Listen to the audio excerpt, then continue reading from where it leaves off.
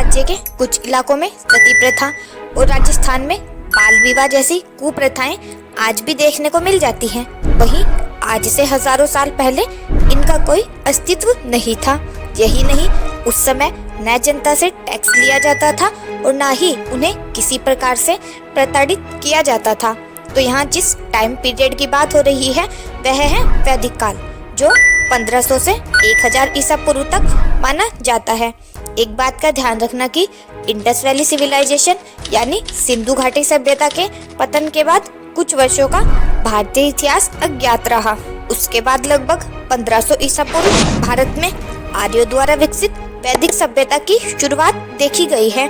देखिए, इतिहास का काल परिवर्तनों के आधार पर ज्ञात होता है। जैसे हड़प्पा के अंत का कोई प्रमाण नहीं है, वैसे ही वैदिक युग का प्रारंभ कैसे हुआ इसके भी कोई साक्ष्य उपलब्ध नहीं है। सिर्फ परिवर्तनों के आधार पर ही यह ज्ञात किया जाता है। ऋग्वेद, यजुर्वेद, सामवेद और अथर्ववेद, इन चारों वेदों में ऋग्वेद सबसे प्राचीन है और वैदिक काल के बारे में जानकारी उपलब्ध कराता है, इसलिए इसे ऋग्वैदिक काल भी कहा जाता है। वैदिक काल में भी राजा का पद वंशानुगत होता था, यानी राजा के बाद उसका पुत्र और उसके बाद उसकी अगली पीढ़ी में से ही कोई राजा बनता था। सामान्यतः ज्येष्ठ पुत्र को ही राजा बनाया जाता था, लेकिन जनता राजा को कभी भी हटा सकती थी। सभा व समिति, इन दोनों संस्थाओं से राजा को प्रशासनिक सहायता प्राप्त होती थी। लेकिन इस काल में राजा नियमित सेना नहीं रखते थे और युद्ध भी बहुत कम मात्रा में होते थे, जो कि गायों के लिए किए जाते थे, जिसे द्विवृष्टि कहा जाता था।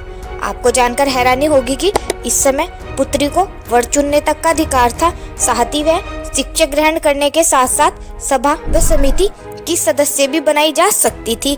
और अगर कोई स्त्री विवाह ना करना चाहे यानी आजीवन विवाहित रहनी चाहे तो वह यह भी कर सकती थी। ऐसी स्त्री को अमाजु कहा जाता था। अगर बात करें वैदिक काल में खान पान को लेकर, तो उस समय शाकाहार भोजन जैसे अनाज, जौ, फल, तिल, दूध आदि का सेवन किया जाता था। कुछ प्रतिशत हम कह सकते हैं कि ऋग्वेद काल में मांसाहार भी प्रचलित था, यानी इस समय लोग मांसाहारी भोजन भी करते थे। हालांकि गोमांस का सेवन नहीं किया जाता था, क्योंकि गाय को पवित्र माना जाता था। वैदिक कालीन मनुष्य आभूषण प्रेमी भी थे। पुरुष व महिलाएं दोनों ही पगड़ी, कड़ा, गहनों का हार, कान के आभूषण आदि पहना करती थी।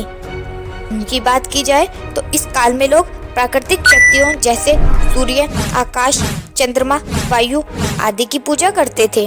और इस काल में मुख्य देवता इंद्र थे, जिन्हें योद्धा की तरह दर्शाया गया है। ऋग्वेद में तो इंद्र को सबसे शक्तिशाली देव माना है और इन्हें पुरंदर की संज्ञा भी दी गई है। इस समय समाज पितृसत्तात्मक था और संयुक्त परिवार की प्रथा प्रचलित थी। परिवार का मुखिया कुलूप कहलाता था। दास व दासियों का अस्तित्व नहीं था। अर्थव्यवस्था का प्रमुख आधार पशुपालन एवं कृषि थी। राजा को जनता स्वेच्छा से जो भी दिया करती थी, उसी से राजा का खर्चा चलता था।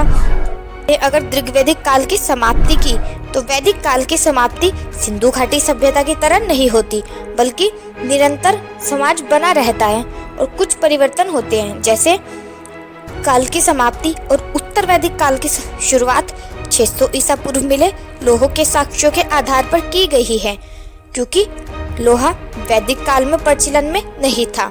तो आज की इस वीडियो में बस इतना ही। मिलते हैं नेक्स्ट वीडियो में। वीडियो पसंद आई है तो लाइक और कमेंट करना मत भूलना। Thanks for watching.